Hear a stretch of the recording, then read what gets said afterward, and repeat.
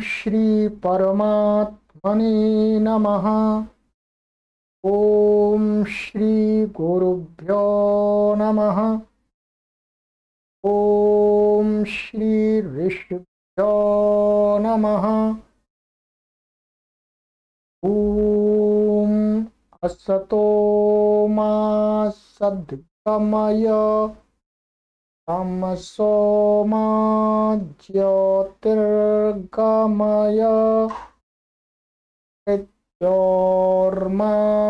मृतंगमय।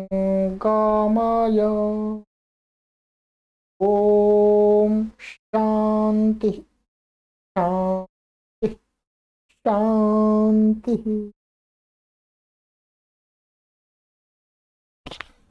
सभी को सादर नमस्ते।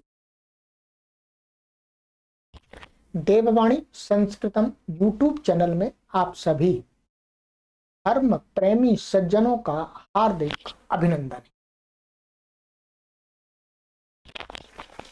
मित्रों,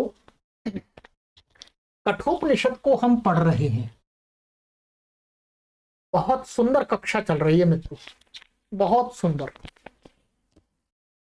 ये एकादशोपनिषद पढ़ रहे हैं।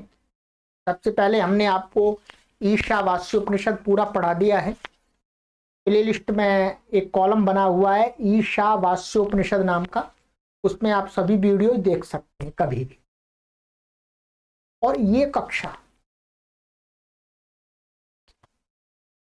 50 वर्ष से ऊपर के आयु वाले हमारे जो स्त्री अथवा पुरुष हैं, उन सभी के लिए बहुत अच्छी, उनसे नीचे वालों के लिए भी बहुत अच्छी है। परंतु ये कक्षा कठोपनिषद की, माने ये स्वाध्याय की कक्षा हमारे सभी उन पाठकों के लिए बहुत उपयोगी है, बहुत उपयोगी है जिनकी आयु 50 वर्ष की हो गई है और 50 वर्ष से ऊपर चल रहे हैं।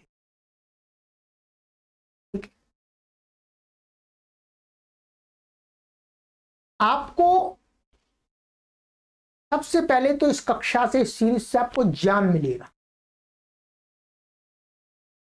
आपने जिन बातों को जीवन में कभी विचारा नहीं है, सोचा नहीं है, परंतु करोड़ों वर्ष पूर्व ऋषियों ने चिंतन किया, उस चिंतन से आप लाभान्वित हो सकेंगे। 50 वर्ष से ऊपर की आयु के जो हमारे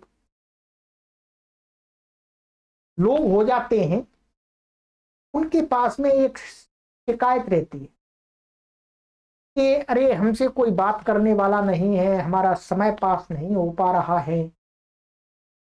मित्रों, आप सभी से मेरा निवेदन है कि आप सभी अपना जो समय है, मूल्यवान समय है, वो इस मूल्यवान ज्ञान में सदुपयोग कीजिए। आपको किसी से बात करने की आवश्यकता नहीं है अधिक। आप मेरे साथ बात करते रहिएगा, मैं आपके साथ बात कर रहा हूं 24 घंटे। ठीक है, आपको मैं आमंत्रित करता हूं कि आइएगा, आप मेरे साथ बात करते रहिएगा, पढ़िएगा। ठीक है, अब इस YouTube चैनल पर आकर के इतना स्वाध्याय कर सकते, इतना स्वाध्याय कर सकते हैं कि आप अपने जीवन को महान बना सकते। इसी जन्म में आप जो मनुष्य का परम लक्ष्य वो प्राप्त कर सकते हैं, इस बात की मैं गारंटी देता हूं। गारंटी अर्थात हाँ, स्वाध्याय करेंगे, उसके अनुसार अपना आचरण रखेंगे तो मनुष्य का जीवन का जो लक्ष्य है वो प्राप्त हो जाएगा। यही तो है। और मैं भी इसीलिए कार्य कर रहा हूं, मैं भी इसीलिए कार्य कर रहा हूं कि आप लोगों को बातें बताते बताते स्वयं जीवन में अपनाते अपनाते हम भी अपने इस मनुष्य जीवन में अपना लक्ष्य प्राप्त कर ले। तो इस स्वाध्याय की कक्षा से 2 कार्य सिद्ध हो रहे हैं। एक तो हमारा जीवन उस महामार्ग की तरफ बढ़ रहा है और आपका भी बढ़ेगा, तो आप भी जुड़ जाइएगा, दोनों मिलकर के चलते हैं उस महान मार्ग में, उस महान सत्ता के पास में मिल करके चलेंगे, वहीं आराम से मिलेंगे। ठीक है, चलिएगा, चिंता मत कीजिएगा। और जो भी दूसरे लोग हैं आप अपने मित्रों तक भी शेयर करके पहुंचाइएगा। प्लेलिस्ट में मैंने एक कॉलम बना दिया है नाम का, पर क्लिक कीजिएगा। जब भी आपको समय मिलता है, दिन में, रात में, चलते फिरते, बस में जा रहे हैं, ट्रेन में जा रहे हैं, क्या करना, किसी से बात करते हैं तो झगड़े होते हैं, बहुत सारी परेशानियां होती हैं, और अधिक बात करते हैं तो फिर हमारे शब्दों में झूठ निकलता है, असत्य का व्यवहार होता है। इसलिए कम से कम बोलिएगा आप। हम स्वाध्याय करेंगे, आइएगा। तो हम कठोपनिषद की कक्षा पढ़ेंगे। क्या है हमारी 18 कक्षाएं पढ़ा दी है मैंने, और यदि आपको प्ले लिस्ट तो आप मुझसे संपर्क कर सकते हैं, और देववाणी संस्कृतम टीम से संपर्क करके आप इस व्हाट्सएप नंबर पर और सभी लिंक प्राप्त कर लीजिए। कोई शुल्क नहीं है इसका, निःशुल्क है सेवा। प्रभु के शरण में जाने के लिए कार्य करते हैं, ठीक है। और हम सोचते हैं आप भी चलें प्रभु की शरण में हमारे साथ में, तो अच्छा लगेगा। ठीक है, चलिए मित्रों, तो हमारा कठोपनिषद चल रहा है। कठोपनिषद की दूसरी बल्ली चल रही है मित्रों। दूसरी बल्ली में मैंने गत कक्षा में आपको यह श्लोक पढ़ाया था। 20वां श्लोक हमने पढ़ा था यह, ठीक है। अणोरणीयान महतो महीयान आत्मा जंतोर्निहितो गुहायाम कमक्रतुः पश्यति वीतशोको धातुः प्रसादान महिमानमात्मनः। इसमें यही कहा था कि वो परमात्मा सूक्ष्म से सूक्ष्म है, इसलिए सब जगह है, और वो महान से महान है, इसलिए भी वो सब जगह है, अर्थात कण कण में व्यापक है। अर्थात धूल के कण के अंदर भी है और पहाड़ के ऊपर भी है, ठीक है, क्योंकि महान है। इसलिए वो मनुष्य के, फिर भी वो क्या है, सूक्ष्म है, इसलिए मनुष्य के हृदय गुफा में बैठा हुआ है, अंदर बैठा हुआ है। परमात्मा को ढूंढने के लिए मनुष्य को बाहर कहीं नहीं जाना है, बस अपने अंदर उसका अनुभव करना है। ये ऋषि कहते हैं, अगर धक्के नहीं खाने हैं कहीं कहीं जा करके, वहां परमात्मा मिल जाएगा, वहां मिल जाएगा, वहां मिल जाएगा, कहीं नहीं परमात्मा मिलेगा। परमात्मा तो साथ में घूम रहा है, मिलेगा कहाँ है भाई। जो चीज पास में नहीं है उसको ढूंढे तो मिल भी सकती है, और जो चीज हमारे पास में रखी हुई है उसको इधर उधर ढूंढते रहे तो वो कभी नहीं मिलेगी। मिलेगी क्या बताइएगा। मैंने ये पेन अपनी जेब में रख लिया और फिर मैं इस पेन को ढूंढता रहूं इधर उधर, क्या मुझे पेन मिल सकता है? पेन तो मेरे पास में ही है, बस मैं भूल रहा हूं, विस्मृति के कारण भूल रहा हूं। तो बस उस विस्मृति को ही दूर करना है। अरे परमात्मा तो अपने अंदर है, अंदर ही उसका आनंद मिल सकता है, बाहर नहीं मिल सकता, ये भूल जाइएगा, ठीक है। तो इसलिए परमात्मा को ढूंढने के लिए बाहर कहीं मत जाइएगा। हाँ, दूसरी चीज आपको ढूंढनी है तो ढूंढिएगा, अच्छे पहाड़ देखिएगा, अच्छे भवन देखिएगा, ठीक है, रमणीय दृश्य देखिएगा, ठीक है। परंतु परमात्मा को ढूंढना है तो अपने अंदर ही ढूंढना पड़ेगा, वही मिलेगा। बाहर परमात्मा कभी नहीं मिलता, ठीक है, बाहर मिलने वाली चीज ही नहीं है। तो ये बताया था। और वो मिलता किसको है? जो निष्काम कर्म करता है, निष्काम कर्म करने वाले व्यक्ति को मिल जाता है, मिल जाता है, उसको अनुभूति होती है। आइएगा, अब कहते हैं, आगे कहते हैं, परमात्मा के विषय में बता रहे हैं आचार्य यम। बहुत ज्ञानवर्धक उपदेश है। कहते हैं, नचिकेता को कह रहे हैं, 21वां श्लोक है, आसीनो दूरम व्रजति शयानो याति सर्वतः कस्तम मदामदम देवम मदन्यो जातुमर्हति। बहुत बहुत विशेष बात कही। आसीनः बैठा हुआ, दूरम दूर, व्रजति जाता है, शयानः सोता हुआ, याति जाता है, याति सर्वता सब और, कहा कौन, तम उस, मदामदम मद अमद, मद से मस्त होते हुए भी मद रहित देवम परमात्मा को मदन्य मुझ जानी से भिन्न अज्ञानी जा तुम अरहति जान सकता है। तो शब्दार्थ हो गया, अब इसका हमें समझना है। आचार्य यम कहते हैं कि भाई नचिकेता सुनो, नचिकेता तो एक माध्यम बनाया है, तो हम सभी मनुष्यों के लिए उपदेश। आचार्य यम कहते हैं कि जो परमात्मा है वो क्या है, आसीन बैठा हुआ है, वो दौड़ नहीं लगा रहा कहीं पर भी, तो उसके पीछे लोग भागते रहते हैं, अरे जी परमात्मा वहां मिलेगा चलो वहां चलते हैं, भगवान जी वहां मिलेंगे वहां चलते, बहुत गलत बात है, और कहते हैं परमात्मा तो बैठा हुआ है, आसीना। संस्कृत को थोड़ा भी जानने वाले लोग हैं वो जानते हैं, नहीं तो हम बता रहे हैं, समझ लें। आसीना परमात्मा तो पहले से ही बैठा हुआ है, हर जगह, हर जगह बैठा हुआ है, हर जगह बैठा हुआ है। और कहते हैं दूरम व्रजति, और दूर तक गया हुआ है, बहुत दूर तक, जा भी नहीं सकते, कहां जाएंगे बताइएगा। आज तक किसी मनुष्य ने क्या ऐसा कोई पॉइंट ढूंढ लिया कि जहां पर ब्रह्मांड का अंत होता हो, बताइएगा। ब्रह्मांड की सीमा आज तक इस सृष्टि को लगभग मानिएगा 2 अरब वर्ष होने वाले हैं। 2 अरब से मनुष्य इस पृथ्वी पर मानिएगा दूसरी जगह भी हो सकते हैं, रह रहे हैं, परंतु किसी ने आज तक क्या उस ब्रह्मांड का अंत देखा है कि भाई उसकी वो बाउंड्री है, नहीं देखी, तो मैं जान ही नहीं सकता। इसलिए कहा कि वो दूरम व्रजति, बहुत दूर तक गया हुआ है, बहुत दूर तक, जहां तक हम नहीं जा सकते, हम नहीं जा सकते, क्योंकि हमारी पहुंच उससे बहुत कम है, कम है। उसको सर्वज्ञ कहा गया है, हमको क्या कहा गया, अल्पज्ञ कहा गया है। परमात्मा को सर्वशक्तिमान कहा गया है, और हम जो मनुष्य प्राणियों के अंदर जो आत्मा है उनको एक देशी बताया गया है। ठीक, मेरी जो आत्मा है वो शरीर में ही तो रह रही है, शरीर में ही तो रह रही है। परमात्मा मेरे शरीर में भी है, आपके शरीर में भी है, एक ही परमात्मा है, ऐसा भी नहीं है कि मेरा अलग है आपका अलग है, और वो अमेरिका वालों का अलग है, एक ही परमात्मा है। अमेरिका में जो परमात्मा है वो यहां पर परमात्मा है, सब जगह एक ही परमात्मा है, परंतु जो हम और आप सभी भिन्न भिन्न है, हमारे अंदर जो तत्व है वो ठीक है।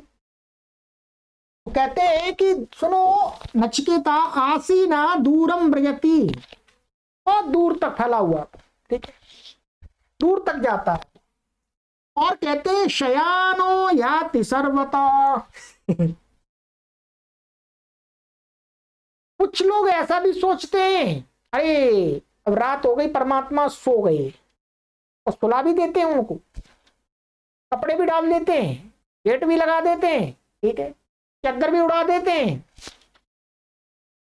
और ताला भी लगा देते हैं, परमात्मा सो गए। उनके लिए संदेश दे रहे हैं ऋषि, कठोपनिषदकार यम के माध्यम से, आचार्य यम के माध्यम से कह रहे हैं कि भाई जो लोग सोचते हैं कि परमात्मा सो रहा है, सो रहा है, तो कहते हैं शयानो याति सर्वतः। अरे भाई वो सोया हुआ भी तो सब जगह है, वो सब जगह सोया हुआ भी फैला हुआ है, ऐसा नहीं सो गया तो वो वहां नहीं है। परमात्मा सोया हुआ भी, शयानः सोता हुआ भी, याति सर्वतः सब जगह पर जाता है, जाता माने सब जगह अपनी सत्ता को प्रकट करता रहता है। इसलिए जो लोग ऐसा मन में विचार करते हैं सो रहा है परमात्मा, चलो जब परमात्मा नहीं देख रहे अब अपना काम कर लेते हैं, गलती कर रहे हैं, बहुत बड़ी गलती कर रहे हैं मित्रों। परमात्मा सोया हुआ भी निरंतर सब जगह सब तरफ से अपने आप को प्रकट कर रहा है, अपनी सत्ता का भान करा रहा है। इसका तात्पर्य क्या है? इसका तात्पर्य ये कहना चाह रहे हैं आचार्य यम, परमात्मा सोता नहीं है भाई, और जगता भी नहीं है। क्यों? जो सोता है वो जगता है, और जो जगता है, परमात्मा हमेशा अपने अस्तित्व में जो उसका स्वभाव है, उस स्वभाव में वो हमेशा एक जैसा रहता है। उसके अंदर सोना जगना नहीं होता है। अपने संकल्प मात्र से वो सबको जान रहा है, सबको समझ रहा है, तीनों कालों में, सब काल में। उसके लिए रात्रि और दिन नहीं है, डे और नाइट नहीं है। उसके लिए अमेरिका और भारत नहीं है। तो कहते हैं कि इस प्रकार की गलती मनुष्य ना करे, नहीं तो भटक जाएगा।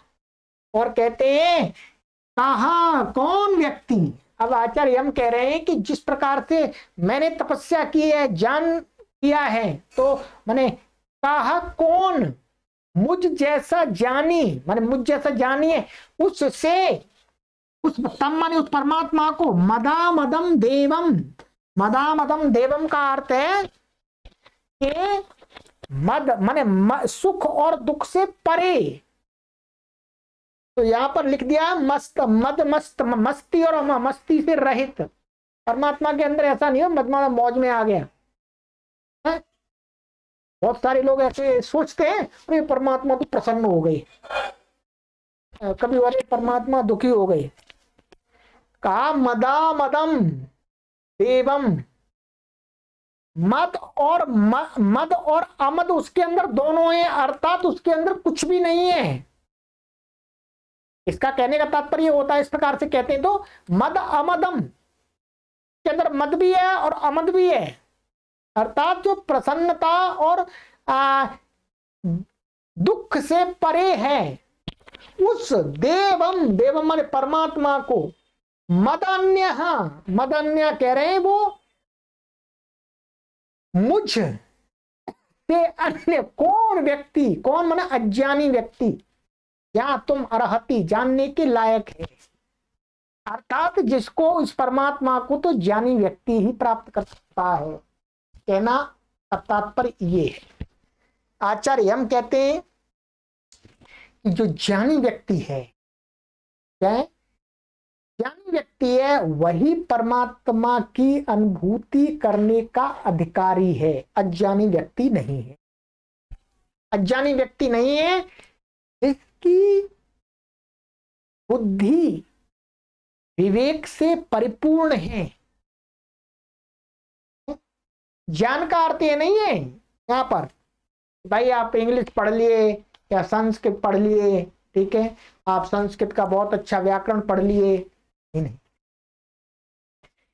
ज्ञानी और अज्ञानी का अर्थ है कि जो मैंने जाना कि यह गलत है, यह सही है, उसमें से गलत को त्याग दिया और सही को जीवन के आचरण में उतार दिया, वो व्यक्ति कहलाता है ज्ञानी।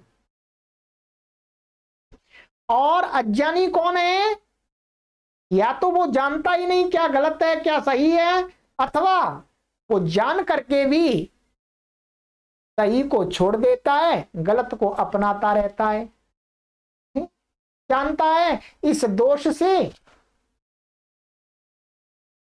मेरी हानि हो जाएगी, फिर भी उसको करता है। आप विचार कीजिएगा, समाज के लोगों पर थोड़ा सा नजर डालिएगा।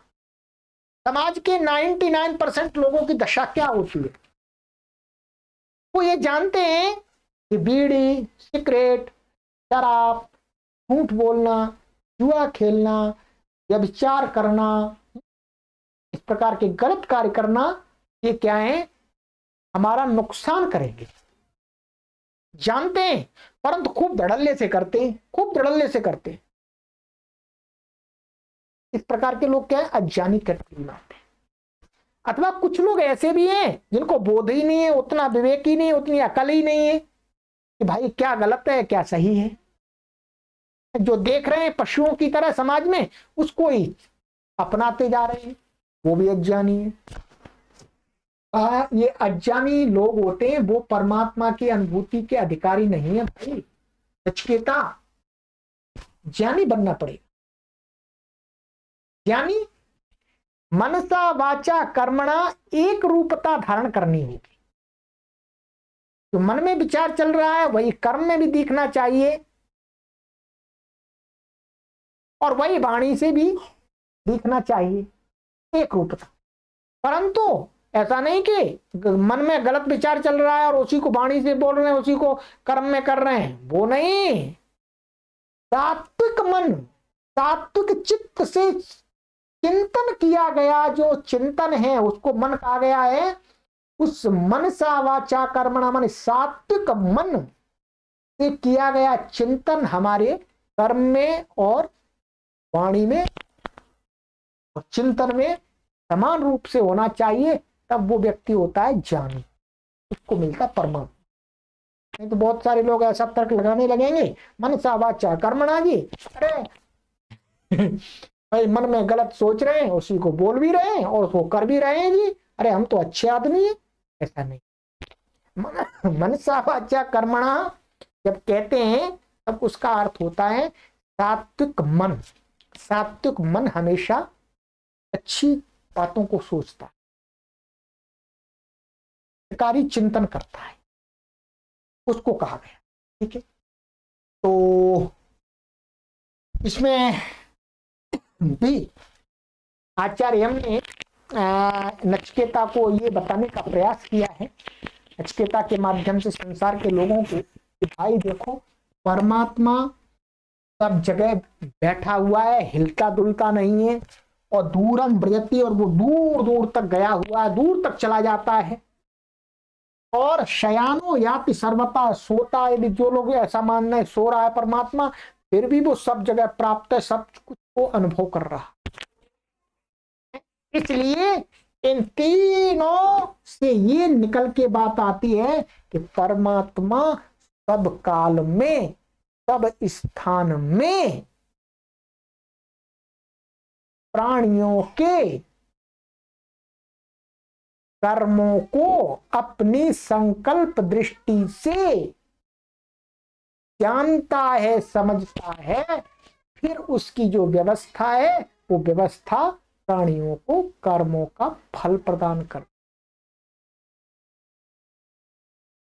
और ज्ञानी व्यक्ति ही उस परम पिता के इस स्वरूप को जान सकते हैं, अज्ञानी व्यक्ति नहीं जान सकते हैं।